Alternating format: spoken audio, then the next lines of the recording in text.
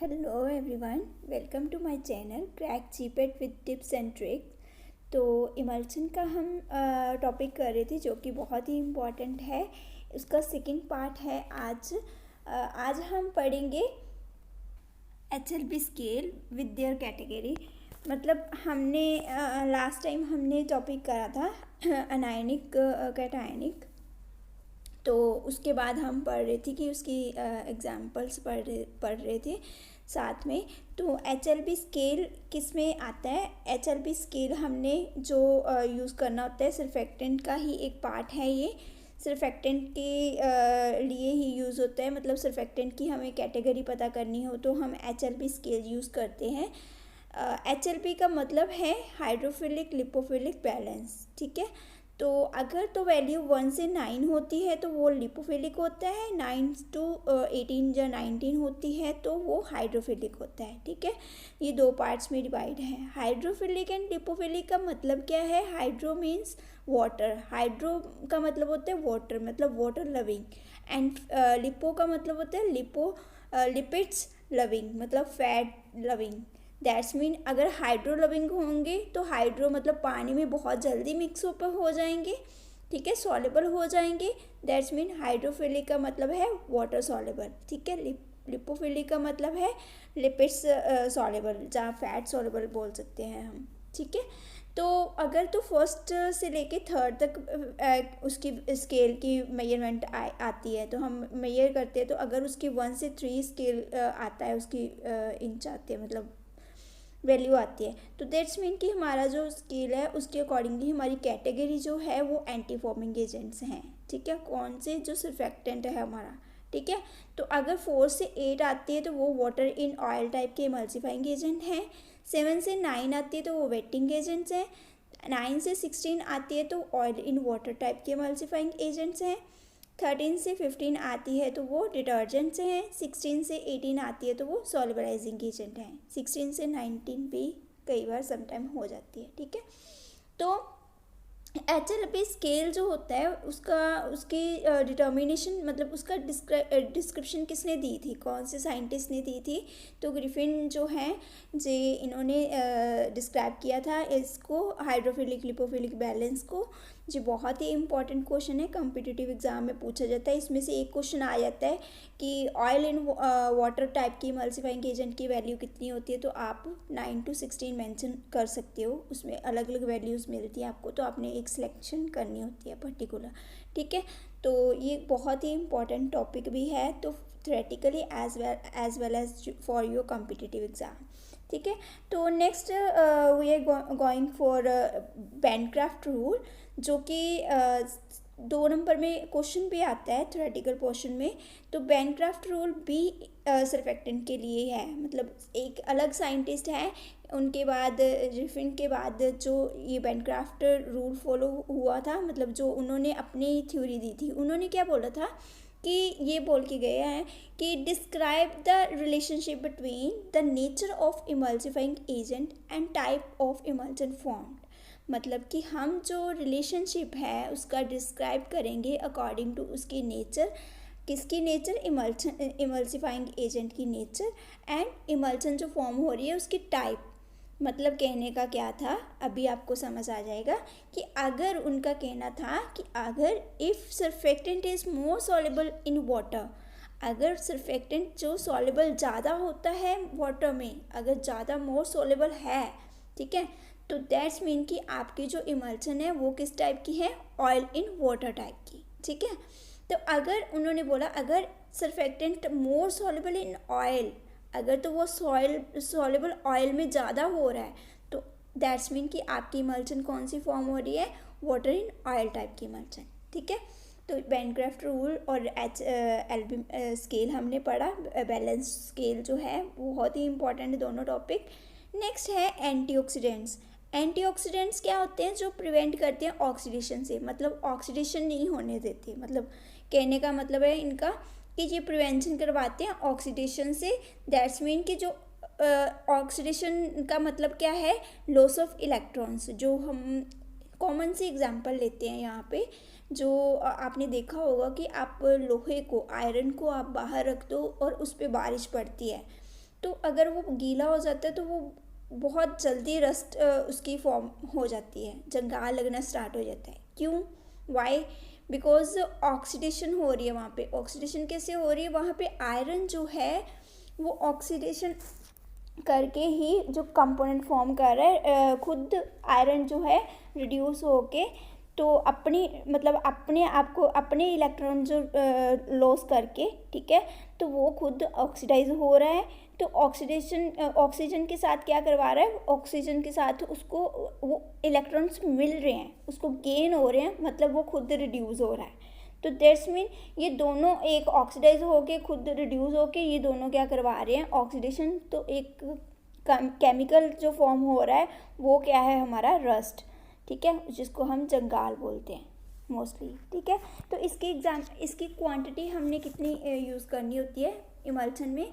तो जैसे हमने सर्फेक्टेंट्स यूज़ करे तो ऐसे ही हम एंटीऑक्सीडेंट्स यूज़ करते हैं। तो इसकी क्वांटिटी हमें 0.001 से लेके 0.1% हमने क्वांटिटी इसकी यूज़ करनी होती है, ठीक है।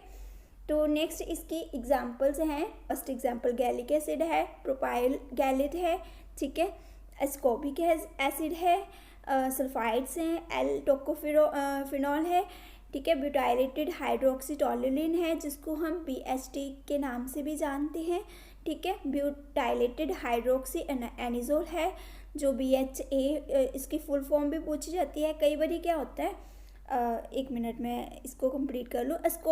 स्कोबाइल पल्मिटेट है, ये भी एक कॉमन एग्जांपल है इसकी एंटीऑक्सीडेंट्स की। तो एस्कॉर्बिक एसिड तो बहुत ही मेन है एंटीऑक्सीडेंट, जो कि हम नेचुरली हम प्रैक्टिकल टाइम पे यूज़ करते हैं। इमल्शन बनाने में भी आपने यूज़ किया होगा, ठीक है। गैलिक एसिड भी यूज़ होता है। तो ये क्या करते हैं? ये एंटीऑक्सीडेंट्स ऑक्सीडेशन होने से रोकते हैं, ठीक है। तो मैं ये बता रही थी कि कॉम्पिटिटिव एग्ज़ाम में क्वेश्चन कैसे पूछा था, कि उन्होंने क्वेश्चन पूछा था कि choose the right option for antioxidant, ठीक है। तो कई बार समटाइम उसकी परसेंटेज पूछ ली जाती है कि एंटीऑक्सीडेंट की कितनी परसेंटेज होनी चाहिए इमल्शन में। तो अलग अलग आपको परसेंटेज मिलती है, उसमें से आपको चूज़ करना होता है करेक्ट ऑप्शन, ठीक है। जैसे कि ये करेक्ट ऑप्शन आपका यही होगा, 0.001 से लेके 0.1%, ठीक है। तो आपसे एंटीऑक्सीडेंट्स की एग्जांपल्स पूछी जाती है, 3-4 एग्जांपल्स दे के आपको पूछा जाता है इसमें से कौन सी एग्जांपल है, और कई बार उसमें से पूछा जाता है कि कौन सी एग्जांपल नहीं है, जबकि आप बहुत कंफ्यूज हो जाते हो। तो आपने BHT और BHA इनको याद रखना है, क्योंकि इसकी फुल फॉर्म नहीं देते वो लिख देते हैं BHT और BHA, ठीक है। नेक्स्ट इसमें ही हम पढ़ेंगे कि प्रिजर्वेटिव्स थर्ड पार्ट है। देखो इमल्शन में हमने 4 कंपोनेंट्स देखे थे कि 4 कंपोनेंट्स होते हैं। फर्स्ट वन था सर्फेक्टेंट, सेकंड था हमारा जो अभी हमने रिसेंटली हमने ये पढ़ के आए हैं, ठीक है, तो एंटीऑक्सीडेंट्स। नेक्स्ट हमारा ये प्रिजर्वेटिव्स है जो कि प्रिवेंट करता है growth of micro organisms. Preservatives हम यूज़ करते हैं कि हम जो माइक्रोबियल ग्रोथ है उसको रोकने के लिए, है ना। मोस्टली हम वैसे भी कॉमनली यूज़ किए जाते हैं preservatives, like alcohol, aldehyde, phenolics, इनके डेरिवेशन फॉर्म यूज़ की जाती हैं ज़्यादातर। जैसे इसमें अल्कोहल में हम ग्लिसरॉल कितना यूज़ करते हैं, एल्डिहाइड में ग्लिसरॉल्डिहाइड आपने मोस्ट कॉमनली यूज़ किया होगा, फेनोलिक्स, ऐसे फॉर्मेल्डिहाइड की भी डेरिवेशंस हैं, ठीक है। तो फोर्थ है इसका फ्लेवरिंग एजेंट्स। तो फ्लेवरिंग एजेंट ये चारों कंपोनेंट्स हैं, हम समटाइम्स स्वीटनिंग एजेंट्स भी यूज़ करते हैं। तो नेक्स्ट है हमारे प्रिपरेशन मेथड, जो कि बहुत ही इम्पॉर्टेंट है एज फॉर थ्योरी के जैसे आ जाते हैं प्रिपरेशन मेथड, ठीक है। और preparation method of emulsion question आ जाता है आपको, ठीक है। तो कॉम्पिटिटिव एग्जाम में इसमें रेशो पूछी जाती है और पूछा जाता है कि किस मेथड को ये मेथड जो है इसको और भी क्या बोल सकते हैं हम, ये क्वेश्चंस आते हैं मोस्टली, ठीक है। तो फर्स्ट है जैसे फर्स्ट ड्राई गम मेथड है जिसको हम कॉन्टिनेंटल मेथड भी बोलते हैं, ठीक है। तो इसमें सेकंड मेथड है हमारा वेट गम मेथड जिसको हम इंग्लिश मेथड भी बोलते हैं। थर्ड है हमारा इंडस्ट्रियल मेथड्स, जो लार्ज स्केल के मेथड प्रिपरेशन के लिए हम ज़्यादा अमाउंट में इमल्शन बनानी हो तो इंडस्ट्रियल मेथड फॉलो करे जाते हैं। ठीक है, तो इसमें आ जाते हैं, इंडस्ट्रियल मेथड में आ जाते हैं मैकेनिकल स्टरर आ जाता है, जिसकी एग्जांपल है turbine type mixtures, pedal blade, ठीक है, काउंटर रोटेटिंग ब्लेड। होमोजेनाइजर आ जाते हैं जिस हम यूज़ करते हैं, जिसका प्रेशर हम 500 से लेके 2500 PSI हम इसका यूज़ करते हैं प्रेशर। PSI की फुल फॉर्म होती है पर स्क्वायर इंच। वो मैंने जैसे आपको बताई पर स्क्वायर इंच, मतलब कि हम मोस्टली प्रेशर को हम पास्कल्स में लेते हैं, बट इसमें हम जो होमोजेनाइजर है इसमें हम उसकी यूनिट पर स्क्वायर इंच के हिसाब से हम प्रेशर लगाते हैं। ठीक है, तो नेक्स्ट है हमारा अल्ट्रासोनिफायर, जो बेस्ड हैं प्रिंसिपल पे पोहमैन लिक्विड रिजल मेथड है, उसका प्रिंसिपल है, उसके बेस पे है। ये ज़्यादा कॉमनली ये इतने इम्पॉर्टेंट नहीं है आपके कम्पिटिटिव एग्ज़ाम के लिए, बट इसमें जैसे जो मैंने मेंशन करा है ना, तो इतने इतने पूछ लेते हैं कि जैसे अल्ट्रासोनिफायर जो है वो किसके बेस पे है, तो वो किस प्रिंसिपल के बेस पे है, तो वहाँ पे प्रिंसिपल 3-4 दिए होंगे, तो आपने वहाँ पे करेक्ट ऑप्शन चूज़ करना होता है। ठीक है, समटाइम आ जाते हैं। ठीक है, होमोजेनाइजर तो आया भी हुआ है क्वेश्चन, इसलिए मैंने यहाँ पे मेंशन करे हैं। नेक्स्ट इसमें कोलाइडल मेल्स होते हैं, जो विस्कस इमल्शन के लिए विस्कस इमल्शन को फॉर्मुलेट करने के लिए हम यूज़ करते हैं। ठीक है, तो फोर्थ मेथड है हमारा बोटल और फॉबिस मेथड, जो हम फॉबिस मेथड जिसमें हम बोटल में हम अपनी इमल्शन रेडी करते हैं।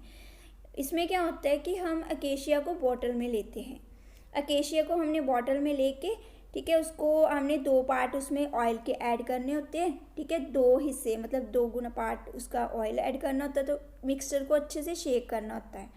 ठीक है, तो जब इसका मिक्सचर जो है उसमें शेक करके उसमें फिर उसको दोबारा उसमें वाटर ऐड करके फिर उसको शेक करोगे तो आपकी इमल्शन जो रेडी हो जाएगी, उसको बोलते हैं बॉटल मेथड। ठीक है, जो बॉटल यूज़ करके हम करेंगे। ठीक है, तो यहाँ हम देख रहे थे, तो इसमें वेट कम मेथड, जिसको हम इंग्लिश मेथड भी बोलते हैं, तो इसमें हम क्या करते हैं, अकेशिया को ट्रिचुरेट करते हैं। ट्रिचुरेट का मतलब होता है कि एक ही डायरेक्शन में घुमाना। जैसे आप कोई फॉर्मुलेशन रेडी कर रहे हो ना, तो आप इमल्शन के टाइम पे ये ध्यान रखना कि आप अगर एंटी क्लॉकवाइज घुमा रहे हो तो वही डायरेक्शन रखो, अगर आप क्लॉकवाइज घुमा रहे हो तो वही डायरेक्शन रखो। अपनी पैसल, जो मोटार पैसल आप यूज़ करते हो, तो उसमें पैसल को रोटेट करने की। ठीक है, तो इसमें हम क्या करते हैं कि वेट कम मेथड में, जो इंग्लिश मेथड है, इसमें हम अकेशिया को ट्रिचुरेट करते हैं, तो 2 गुना मतलब कि 2 ट्वाइस उसका वेट लेना है हमने वाटर का, मतलब 2 गुना पानी लेना है, ज़्यादा अमाउंट। ठीक है, तो इसमें देन उसमें ऐड करना है ऑयल, उसको धीरे धीरे ऐड करना है ऑयल को। तो इसमें देखा आपने कि हमने अकेशिया को ट्रिचुरेट करके ट्वाइस उसमें क्वांटिटी वाटर की लेनी होती है, तो ऑयल को हमने लास्ट पे ऐड करना होता है, स्लोली धीरे धीरे। ठीक है, ट्रिचुरेट करते करते उसमें ऑयल ऐड करके फिर ट्रिचुरेट करना है, फिर उसमें ऑयल ऐड करना है ड्रॉप वाइज। ठीक है, ऐसे ऐड करते हैं। तो सेम इसका ही रिवर्सिबल जो हमने बॉटल मेथड पढ़ा है, उसमें क्या लिया था, अकेशिया पहले हमने बॉटल में लिया था, जिसमें हमने 2 पार्ट्स ऑयल के लिए थे, जबकि वेट में हम वाटर के 2 हिस्से ले रहे हैं ना, 2 गुना हम पानी ले रहे हैं। ठीक है,